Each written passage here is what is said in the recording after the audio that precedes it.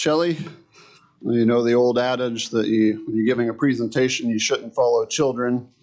I guess Mr. McNeely and I are doomed with the double whammy of our son Joshua playing piano. Really excited to see that and the young men accompanied, and I'm glad to be lumped in with the young men somehow, although I think it's a little less true than for the first group. So this message will continue with the theme of spiritual transformation that several of my messages have focused on for the past 6 months or so. And today we'll focus on a transformational force that is readily available to anyone to utilize, no matter where you may be in your spiritual journey. This tactic is so effective at producing results that we could justifiably call it a transformation superpower. But alas, as with most things, there is a catch. When you understand the fine print, there are several very undesirable aspects of this incredibly powerful force. It's not glamorous. It's not comfortable. In fact, it's often not very enjoyable at all. As you use this force, you're likely to feel like you must be doing it wrong. And worst of all, it's painfully slow. Primary inputs that this force uses to produce successful transformation are time and repetition. And ironically, this force is a word that we've probably all associated with an activity that we didn't enjoy and wanted to avoid at one time or another in life. That's right, the superpower that produces transformation is called practice. Practice. It's easy to say. It's easy to recommend to others. You should practice this. You should practice that. But it's incredibly hard to do. We've all spent a good deal of time in our lives resisting various types of practice, whether it's music lessons, sports teams, school assignments, a new career skill, whatever the case may be. We're naturally impatient, so it's easy to see it as getting in the way. We don't want to waste time with practice. We just want to do whatever it is that we're trying to do. When we're honest, it's easy to see our spiritual development the same way. When we think of the spiritual character traits that we need in our lives, we tend to see ourselves as somehow just having them rather than building them over time through practice. What's the good news here? This could be a real downer of a topic, except for the one thing about the discipline of practice that we need to focus on more than anything else. It works. It works. There's a skill that we need and don't have, whether physical or emotional or spiritual. We should ask God for it, as the book of James tells us. And once we've done that, there's no more effective way to obtain it than to start practicing it. There are several biblical instructions about practice that confirm its importance. So for the remainder of the message, let's review several takeaways from these instructions to highlight the importance and benefits of practice in our spiritual transformation journey.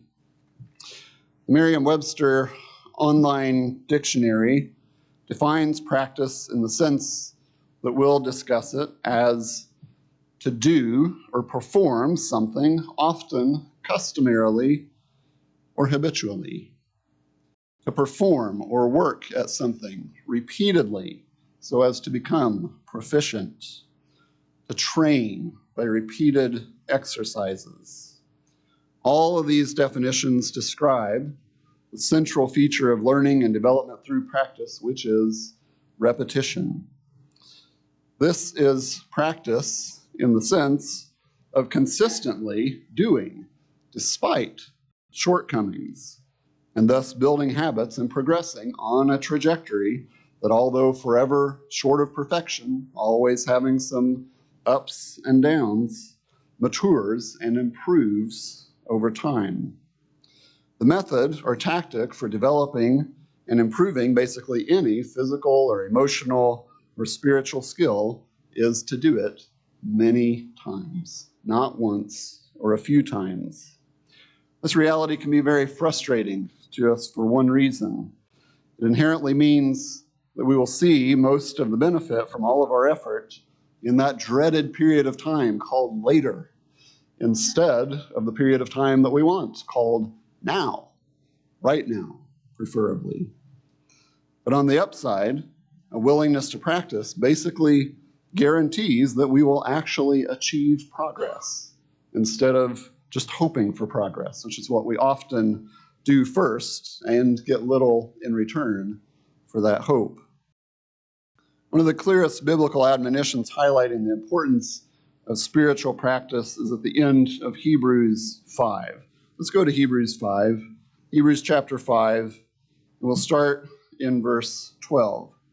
Hebrews 5, verse 12, the author writes, "For though by this time you ought to be teachers, you need someone to teach you again the first principles of the oracles of God. And you have come to need milk and not solid food. For everyone who partakes only of milk is unskilled in the word of righteousness, for he is a babe." This section begins with a warning about a dangerous area of spiritual weakness that the writer to the Hebrews had identified in his audience.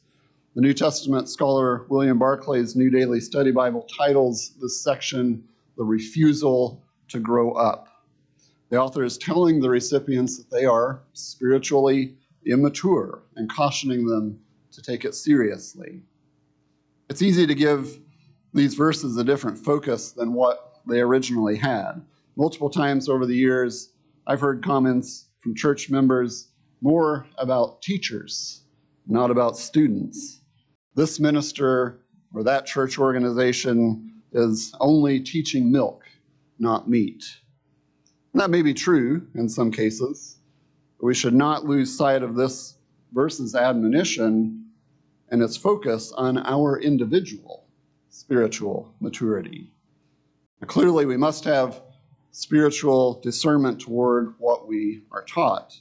But when we hear a teaching that we consider milk, we should at least consider that maybe milk is what we need. Maybe our level of maturity needs shoring up, like the recipients of this letter.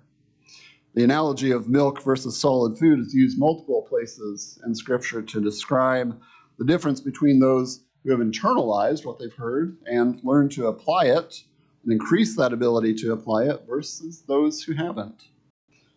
So how do we internalize what we hear and gain the ability to apply it? Verse 14. Verse 14, he continues, "But solid food belongs to those who are of full age, that is, those who by reason of use have their senses exercised to discern both good and evil." So the key words in this verse relative to our topic are of full age. So the New King James margin notes show that this could be mature. Next, use, which the margin notes typically show could be practice, our topic today. And then exercise, which has a connotation of training through physical activity. Several other translations utilize the clearer alternatives, including the English Standard Version and the New International Version. And both translations also include the adjective constant with the word that the ESV renders as practice, which seems very appropriate because the Blue Letter Bible's concordance defines the word translated as practice as a habit, something that you do habitually, whether of body or mind, a power acquired by custom and practice and use.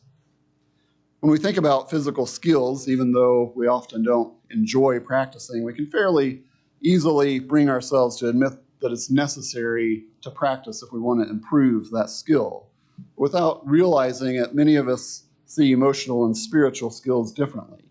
Somewhere along the way, we adopt the unrealistic expectation that we should just be able to apply these skills without building them through this repeated, genuine, and imperfect effort. But in reality, the opposite is true. Emotional and spiritual skills require the same growth and development process of building proficiency in small increments.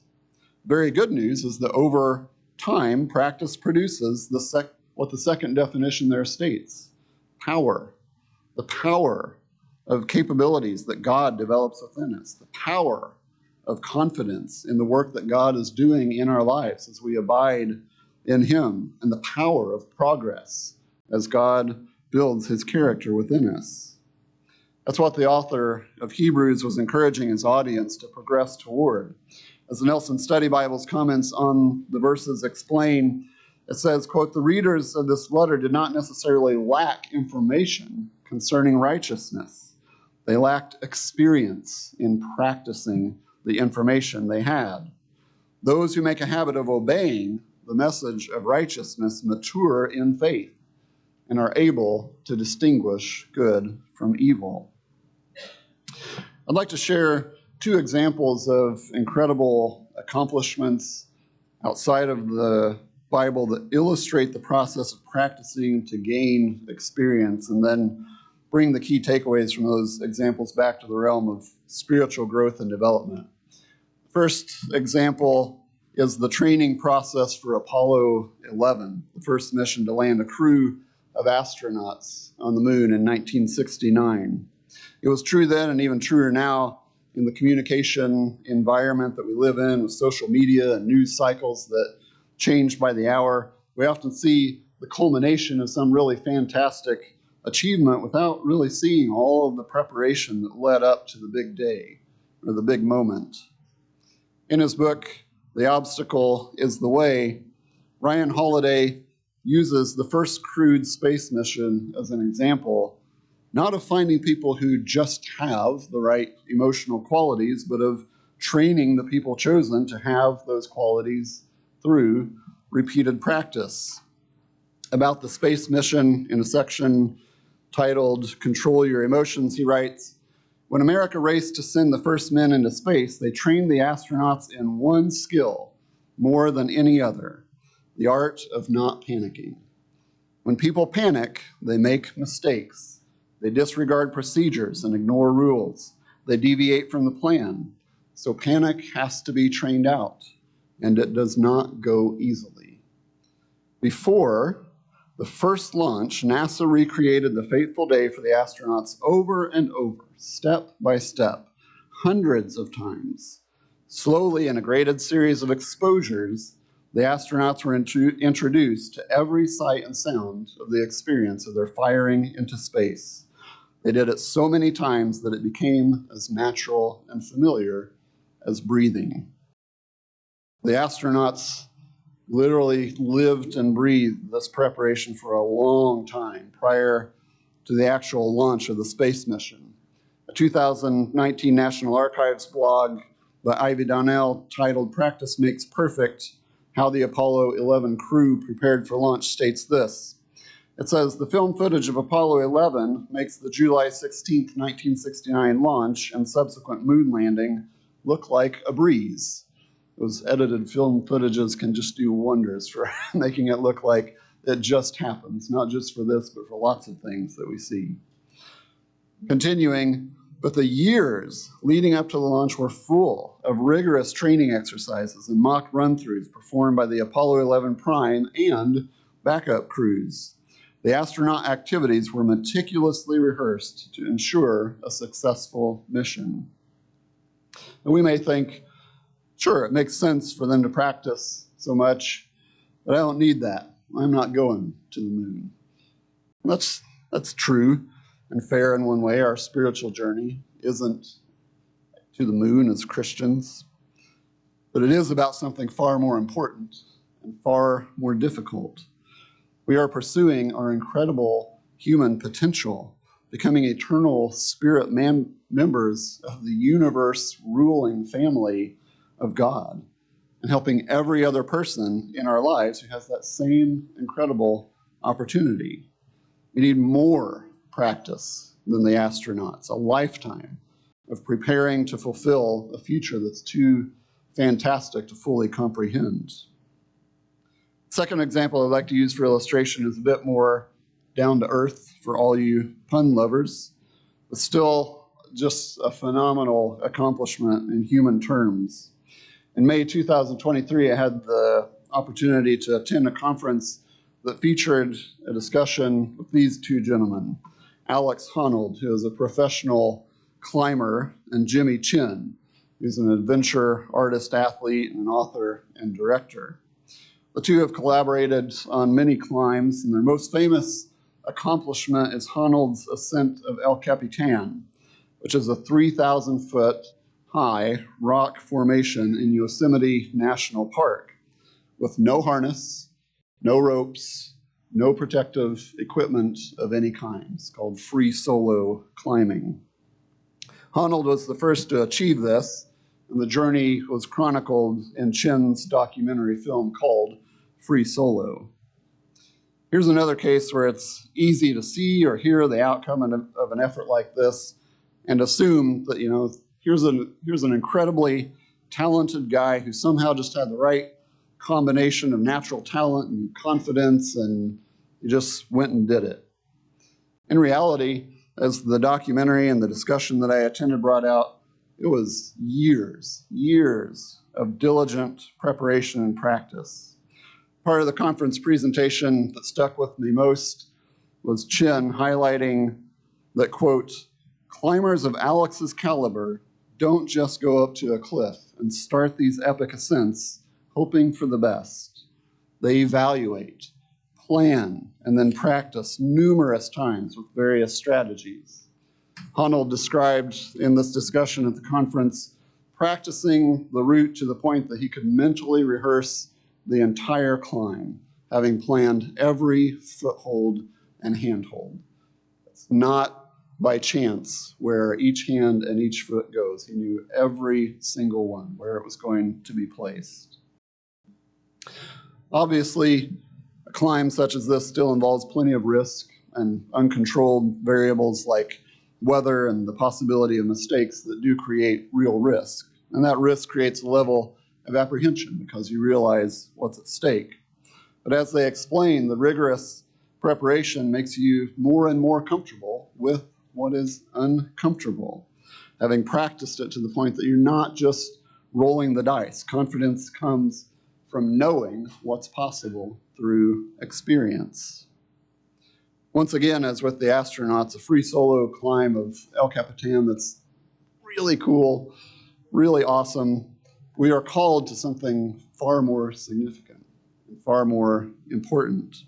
If we're going to attain what we've been called to, it's going to take a lifetime of practice. Why do we face the repetitive and fatiguing difficulties of life?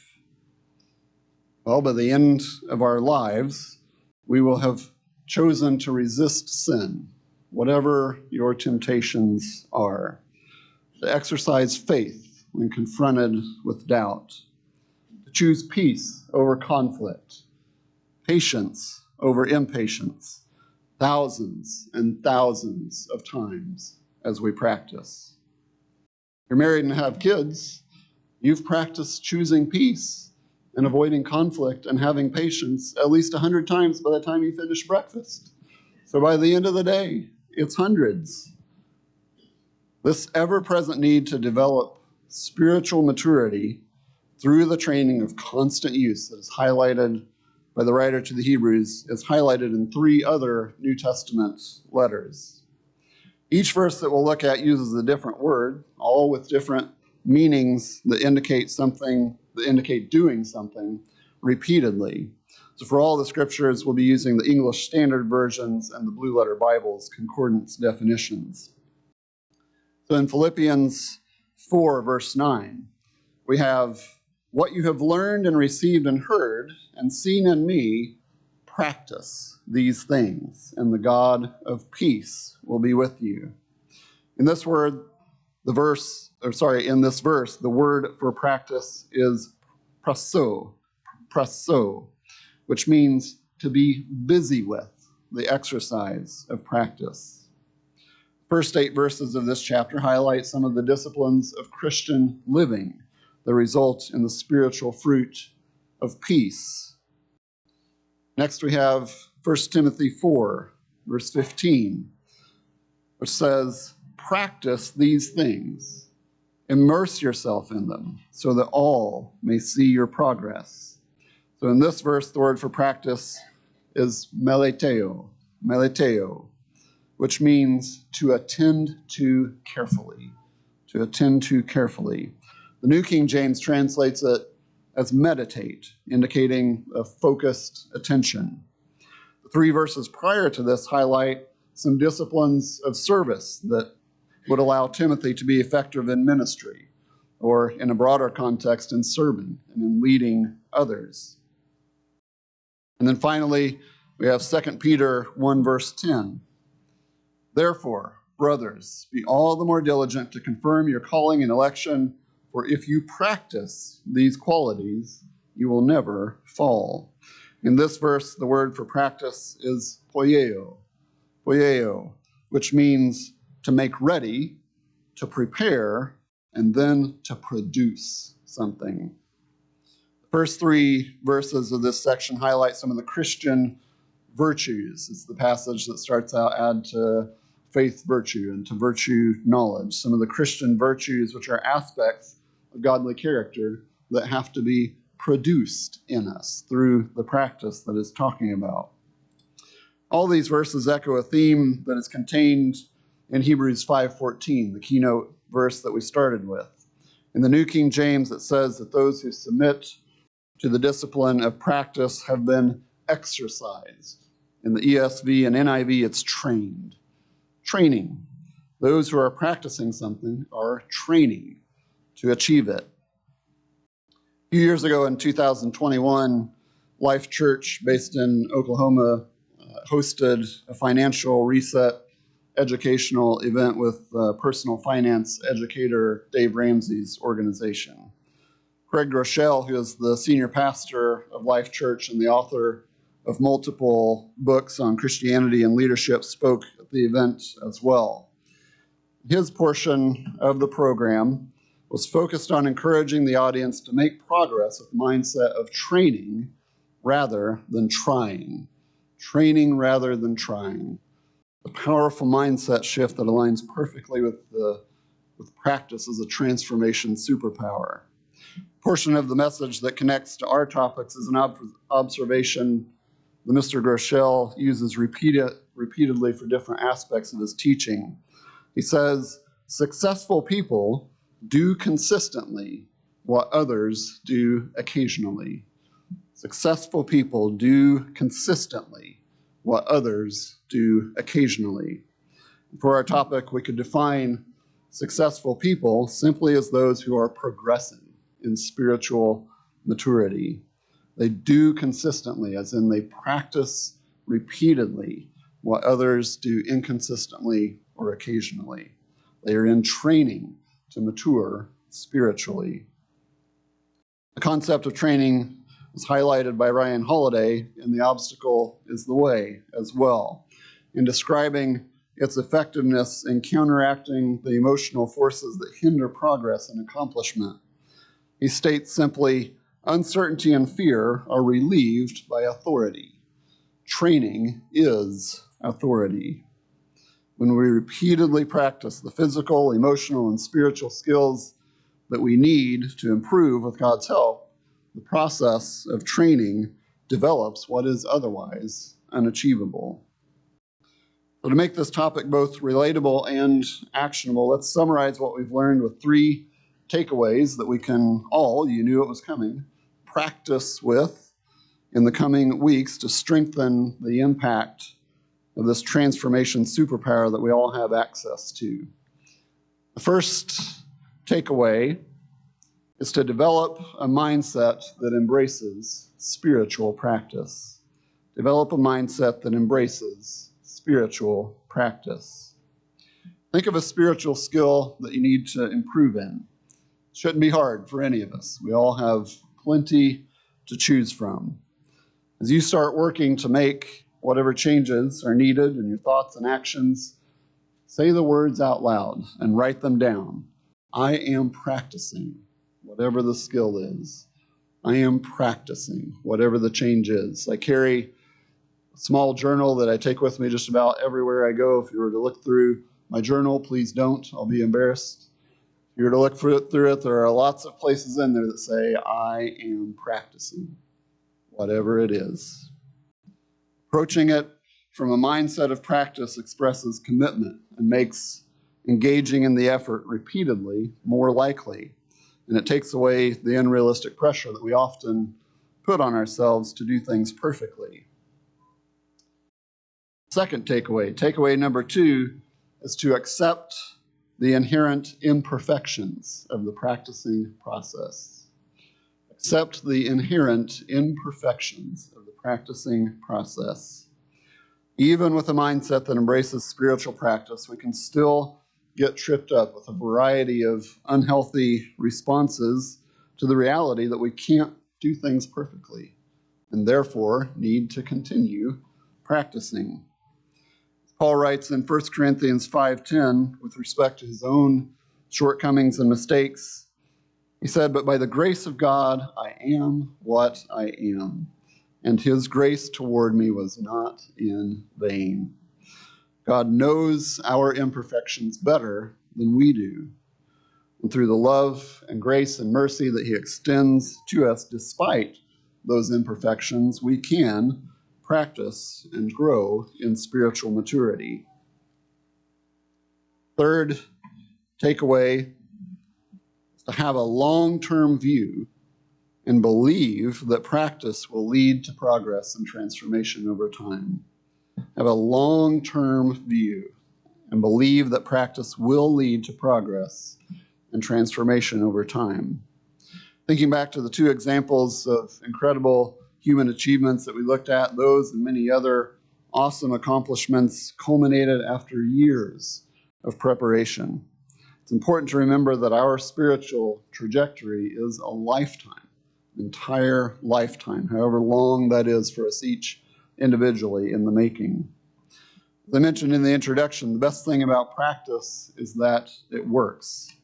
The difficult thing about it is that it's so slow in the view of our lives. It's been helpful to me to use the phrasing from 1 Timothy 4:15 in the ESV that we read. We all know that the old saying that we've all heard and rolls off the tongue isn't quite accurate, especially when it comes to spiritual growth. Practice does not, in reality, make perfect, as the old saying goes. But it does produce progress. So that's the phrasing that I've adopted in my own journey. Practice produces progress. And when we're struggling with particularly difficult phases of growth and development, as Mr. Gary Petty pointed out in his Winter Family Weekend sermon, it's a great time to follow the example of the father who came to Jesus in Mark 9, asking for a demon to be cast out of his son. Lord, I believe.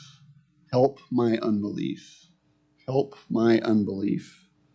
As we continue practicing, he will both help our unbelief and help us achieve progress and lead us to it over time. So in conclusion, let's remember that God did not design us to live in a sterile white lab coat type existence where every variable of the environment is tightly controlled. Instead, we live in an environment where we learn by receiving information and then experiencing both the desirable and difficult outcomes of what we do with that information in a wide range of circumstances.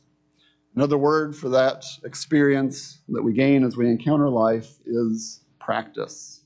It's a growth and development superpower that's available to all of us, every one of us in every situation. So as we continue in developing godly character through spiritual transformation, let's pursue, as the writer to the Hebrews encouraged us to, becoming mature as those who have their powers of discernment trained by constant practice to distinguish good from evil.